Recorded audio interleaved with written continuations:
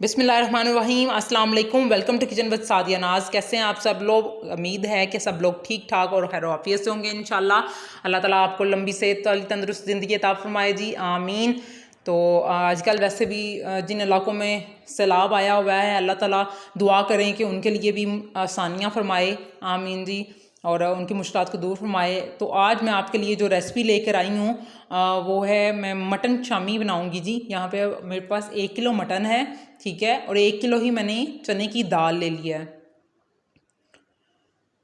چنے کی دال کو میں نے بھگو کے رکھ دیا ہوا تھا، تقریباً آدھا گھنٹہ ہو چکا ہے اس کو بھیگے ہوئے، ٹھیک ہے۔ اور گوشت بھی میں نے صاف کر کے رکھ لیا ہے، بون لیس گوشت ہے، ٹھیک ہے، ہڈی والا نہیں ہے۔ اب ہم یہاں پہ کریں گے یہ کہ اس کو پریشر میں ڈالیں گے، گوشت بھی ڈال دیں گے ساتھ ہی۔ گوشت سے دیکھیں جو پیسز ہیں وہ اتنے بڑے نہیں رکھنے ہیں، آپ نے چھوٹے درمیانی سائز کے رکھنے ہیں تاکہ گوشت اس طرح سے گل جائے۔ اور یہاں پہ 2 چمچ میرے پاس ادرک ہے، اس کو ہم نے کرش کر لیا تھا، یہ بھی ڈال دیں گے۔ اب یہاں پہ ہم نے بر کے 2 کھانے کے چمچ جو ہے نا وہ نمک ڈال دینا ہے، اور 2 چمچ ہی ہم اس میں لال مرچ ڈال دیں گے پسی ہوئی، 1 چمچ میں نے ڈالا ہے، اور 1 چمچ میں اس میں کالی مرچ ڈال رہی ہوں، 1 چمچ میں اس میں گرم مسالہ ڈالوں گی، اور ساتھ میں آپ چاہیں تو گرم مسالہ اور بھی ایڈ کر سکتے ہیں کیونکہ اس میں فلیور بہت اچھا ہوتا ہے۔ 1 چمچ بھر کے کھانے کا میں اس میں دڑا مرچ ڈال دوں گی، اور اس میں جائے گا جی سکا دھنیا پسا ہوا۔ اتنا پسا ہوا نہیں ہونا چاہیے، بالکل پاؤڈر کی شیپ میں نہیں ہونا چاہیے، اس میں ذرا اچھا سا فلیور آتا ہے۔ 2 چمچ میں نے ڈالے ہیں، اور یہاں پہ 3 بڑی الائچی ڈال دیں گے، اور ساتھ میں ہم اس میں ڈالیں گے جی 3 ہی یا 4 آپ لے لیں چھوٹی الائچی۔ 3 پیس میرے پاس یہاں پہ دال چینی کے ٹکڑے ہیں، وہ ڈال دوں گی میں۔ 4 سے 5 میں نے لونگ ڈالے ہیں۔ اب اس میں کڑی پتہ 2 کڑی پتہ شامل کر دیں گے۔ تھوڑا سا ہم اس میں چاٹ مسالہ ایڈ کریں گے، دیکھیں ½ ٹی اسپون کے قریب میں نے اس میں چاٹ مسالہ ڈالا ہے۔ اچھا، یہاں پہ نمک مرچ جو ہے نا وہ اپنے اچھی ڈالنی ہے تاکہ یہیں پہ مکس ہو جائے، ٹھیک ہے، بعد میں مکس کرنا تھوڑا مشکل ہوتا ہے۔ اب ہم نے پانی ڈالنا ہے اس میں، تقریباً میں 2 کپ اس میں پانی ڈال رہی ہوں۔ پانی اتنا ہونا چاہیے کہ جو گوشت ہے نا ہمارا تھوڑا سا بس ڈپ ہو جائے، پانی زیادہ نہیں شامل کرنا آپ نے کہ بعد میں خشک کرنا پڑے اس کو، کیونکہ اس سے پھر فلیور اچھا نہیں آتا۔ دیکھیں 1 کپ میں نے پہلے ڈالا ہے، اور 1 کپ میں بعد میں ڈال رہی ہوں جی۔ دیکھ لیں گوشت ہمارا نظر آ رہا ہے ہلکا ہلکا سا، اتنا پانی ہونا چاہیے، یہ دیکھیں، تاکہ لگے بھی نہ۔ میں اس کو 20 منٹ جو ہے نا وہ سٹیم لگاؤں گی۔ اب ہم اس کو سٹیم لگا دیتے ہیں، 20 منٹ میں اس کو سٹیم لگاؤں گی۔ 20 منٹ کے بعد میں نے دیکھیں سٹیم لگانے کے بعد اچھی طرح سے ہمارا جو پانی ہے نا وہ خشک ہو چکا ہے، دیکھیں بالکل بھی پانی نہیں ہے، اور نہ ہی نیچے یہ جلا ہے جی، بالکل پرفیکٹ ٹائمنگ تھی۔ آپ نے پانی کی مقدار کا بہت خاص خیال رکھنا ہے اس میں۔ دیکھیں اب آپ نے کرنا یہ ہے، جو ہم نے گرم مسالے ثابت ڈالے تھے نا وہ ہم نے اس کو اس میں سے نکال لینے ہیں۔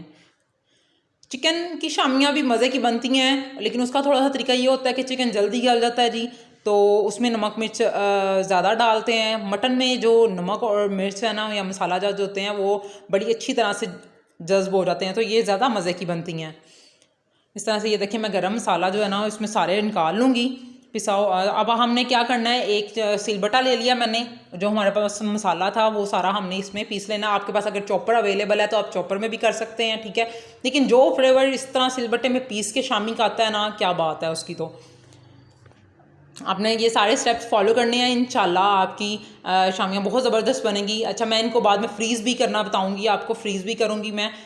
کچھ لوگوں کی جو شامیاں ہوتی ہیں وہ فریز نہیں ہوتی ہیں اچھی طریقے سے، کیونکہ جی وہ ان کا یہ کہنا ہوتا ہے کہ وہ پانی چھوڑ جاتی ہیں، لیکن یہ دیکھیں یہ بالکل بھی نہیں ہوگی اس طرح سے، یہ بہت مزے کی بنتی ہیں اور فریز بھی بہت زبردست ہوتی ہیں۔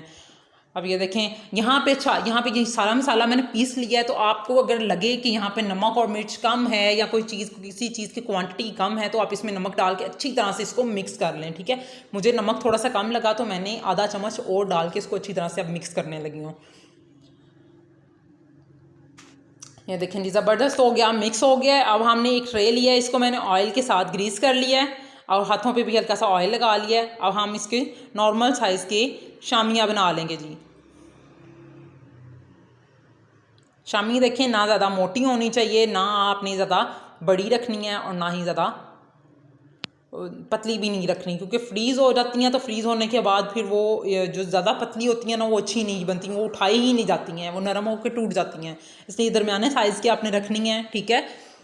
یہ دیکھیں جی، اس طرح سے آپ نے ساری بنا لینی ہے. اچھا جی، یہاں پہ میں آپ کو بتاتی چلوں، اگر آپ کو مکسر تھوڑا سخت لگے، یعنی کہ پانی آپ کو لگے خوش ہے، تو آپ اس میں ایک انڈا ڈال لیجیے گا، ٹھیک ہے. آپ اسکول میں بچوں کو بھی دے سکتے ہیں، ان کو فریز کر کے مہمانوں کے آگے بھی رکھ سکتے ہیں. یہ بہت زبردست بنتی ہیں ماشاءاللہ سے. میں نے اس میں کوئی لہسن اور پیاز استعمال نہیں کیا، اس کا فلیور مجھے نہیں پسند اس میں. آپ ضرور اس طریقے سے بھی ٹرائی کیجیے گا، آپ کو بھی اس کا جو طریقہ ہے یہ بہت اچھا لگے گا. یہ دیکھیں ساری شامیاں ہماری ریڈی ہو چکی ہیں. اب میں نے تہ در تہ اس میں پلاسٹک رکھ کے، پلاسٹک کور رکھ کے، ٹھیک ہے، ان کے اوپر باقی کی شامیاں رکھی ہیں تاکہ یہ آپس میں چپکے نہیں. اسی طرح سے آپ نے لیئرز لگا لینی ہیں، ٹھیک ہے. اور اب ہم اس کو فریز کر دیں گے، اور کچھ میں آپ کو فرائی کر کے دکھا دیتی ہوں. جی یہاں پہ میں نے سرسوں کا تیل لیا ہے، ڈالیں گے. ایک انڈا بیٹ کریں گے.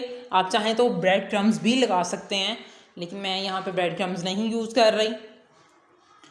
انڈے میں ہم نے ڈپ کیا، اور یہاں پہ ہم نے شامیاں اپنی جو ہے نا وہ رکھ دی. اس کو ہم نے میڈیم فلیم پہ فرائی کرنا ہے. اچھا، جو فریز ہوئی ہوتی ہیں نا ان کو آپ نے بالکل میڈیم فلیم پہ کرنا ہے، ان کو تیز آنچ پہ نہیں کرنا، اسی لیے وہ درمیان میں سے کچی رہ جاتی ہیں، یعنی کہ ٹھنڈی ہی رہتی ہیں، اس میں برف نہیں میلٹ ہوتی. اس لیے اس کو درمیانی آنچ پہ پکائیے گا تو وہ زیادہ زبردست بنتی ہیں. آپ نے ابھی تک میرے چینل کو سبسکرائب نہیں کیا تو پلیز سبسکرائب کر لیں. بیل آئیکن کے بٹن کو ضرور پریس کیجیے گا تاکہ آپ کو ہر ویڈیو مل سکے. جی یہ دیکھیں زبردست شامی ہماری ریڈی ہے. مٹن شامی کباب جو ہے نا ہمارے بالکل ریڈی ہو چکے ہیں، فرائی ہو چکے ہیں. آپ اس کو انجوائے کریں کیچپ کے ساتھ، مایو کے ساتھ، یا کسی بھی چٹنی کے ساتھ. آپ کو ضرور یہ پسند آئیں گے. میرے چینل کو لائک اور شیئر کرنا مت بھولیے گا. اور جب شامی بالکل فریز ہو جائیں تو آپ ان کو پلاسٹک بیگ میں ڈال لیں اور جب چاہے یوز کریں. مجھے دیجیے اجازت، دعاؤں میں یاد رکھیے گا اور سب کے لیے دعائیں کیجیے گا. اللہ تعالیٰ سب کی مشکلات آسان کرے. آمین. اللہ حافظ.